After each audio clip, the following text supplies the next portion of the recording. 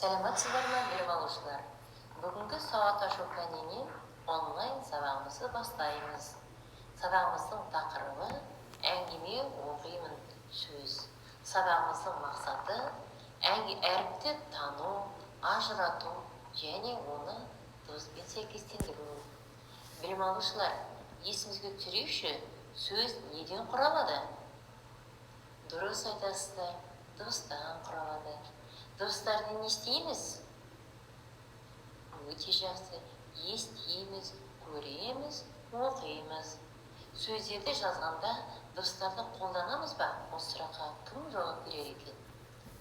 Өте жақсы. Иә, әріппен таңбалап жазамыз. Дұрыс айтасыңдар. Дыбыстарды әріппен таңбалап жазамыз. Қазір оқулығымыздың 61-ші бетін ашайық. Бірінші жаттығуды қарайық. Жаттығуда мысал әңгіме берілген. Кәне бәріміз тыңдайық осы мысал әңгімені. Есік алдында бір түйір бидай мен жүгері таласыда қалды. Мен үремін, деді бидай. Жоқ, мен, деді жүгері. Айтыс аяқталмай қалды. Әтеш келді де екеуін де шоқып жеп қойды. Кәне енді өздерің бір рет оқып шығыңдар.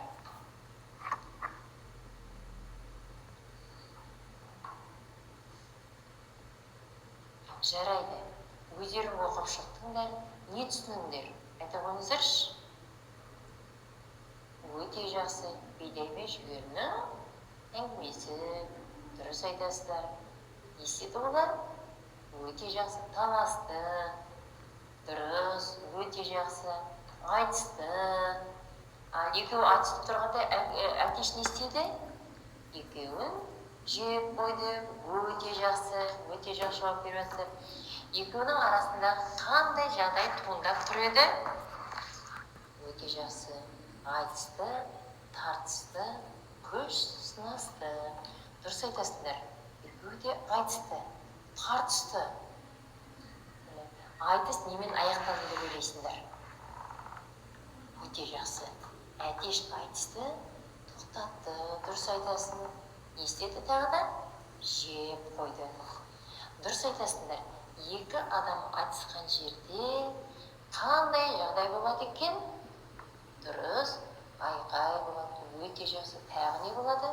Шу болады. Ал ақылды әтеш жаймен келіп екеуінің айқайын басты. Қалай басты деп ойлайсыңдар? Өте дұрыс. Шоқып жеп қойды. Міне керемет, жақсы. Енді білім алушылар осы мысалдың ішінде қарамен жазылған сөз бар екен. Соны тауып оқиықшы. Қай сөз? Өте жақсы. Ірімін деген сөз. Ал енді ірімін деген сөзге дыбыстық талдау жасайық. Өте жақсы дауысты. Өте жақсы дауыссыз. Өте жақсы дауысты. Өте жақсы дауыссыз. Өте жақсы дауысты. Дұрыс айтасыздар. Дауыссыз. Міне жақсы дыбыстық талдау жасайық. Енді осы ірімін деген сөзді білім алушылар тағы басқа қандай сөзбен алмастырып айтуға болады екен? Кәне шапшаң тезірек ойланайық. Өте жақсы. Үлкенмін, мықтымын, керемет. Қол соқ, қошемет көрсетіп тұрайық. Енді білім алушылар екінші жаттығуды жазбаша орындайық. Бұл жаттығуда көп нүктенің орнына сол сөзге мағынасы жоқ сөзді тауып жазу. Бізге мынандай сөздер берілген екен. Зілдей, суық, сәлемдесу, әдемі деген сөздер берілген. Сол сөздердің мағынасы жоқ сөздер бар ма екен, соны тауып жазамыз. Енді бәріміз орнымызға тұрайық.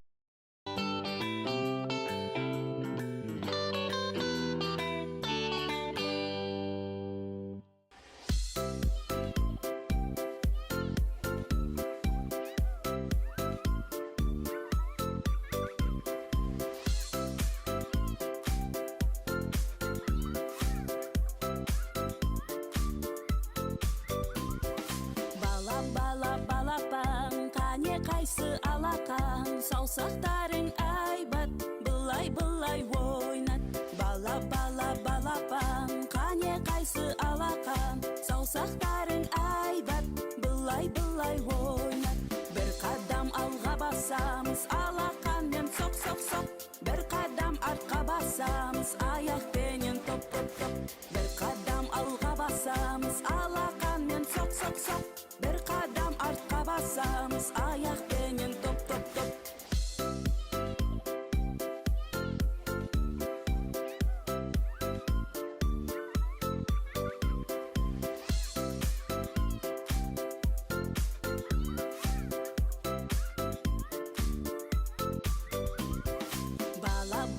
Балапан, қане қайсы алақан, саусақтарың айбат, былай ойнат. Балапан, қане қайсы алақан, саусақтарың айбат, былай ойнат. Бір қадам алға басамыз, алақанмен соқ. Бір қадам артқа басамыз, аяқпенен топ. Бір қадам алға басамыз, алақанмен соқ. Бір қадам артқа басамыз, аяқпенен топ.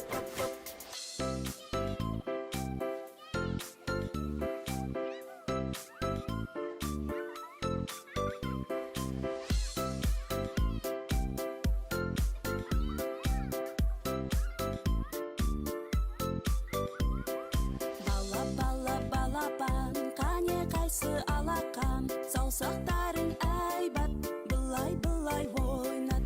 Балапан, қане қайсы алақан, саусақтары айбат, былай ойнат.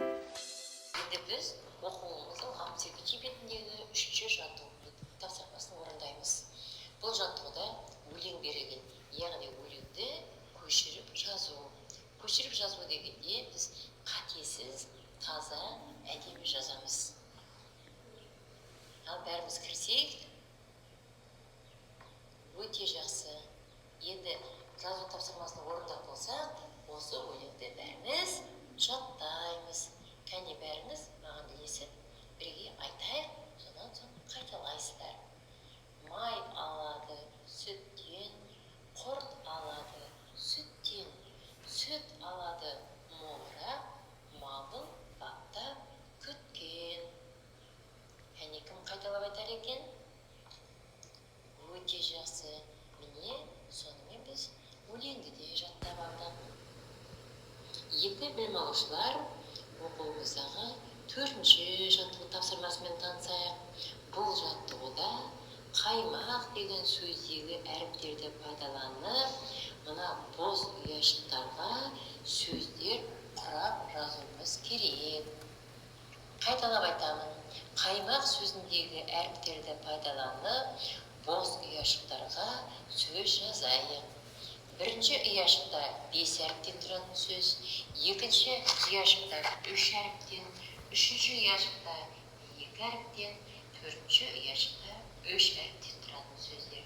Кәне, шапшып ойланайық. Білім алушылар, біздер осы сөздерді жазғанда біз нені есімізге түсіреміз? Яғни дыбыс пен әріпті. Неге біз дыбыс пен әріпті түсіреміз? Себебі сөз дыбыстан құралады. Өте жақсы. Дыбыстарды не істейміз? Дыбыстар өте жақсы. Дыбыстарды көреміз, естейміз, жазамыз. Ал әріптерді не істейміз? Әріпті көреміз, таңбалап жазамыз. Енді кім айтар екен?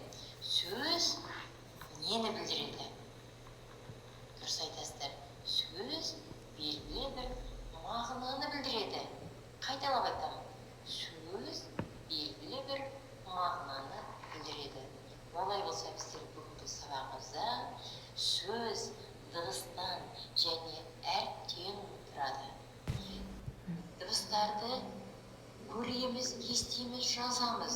Әріпті көреміз, таңбалап жазамыз деп білімімізді толықтырдық. Келесі сабақта кездескенше осылай болыңыздар.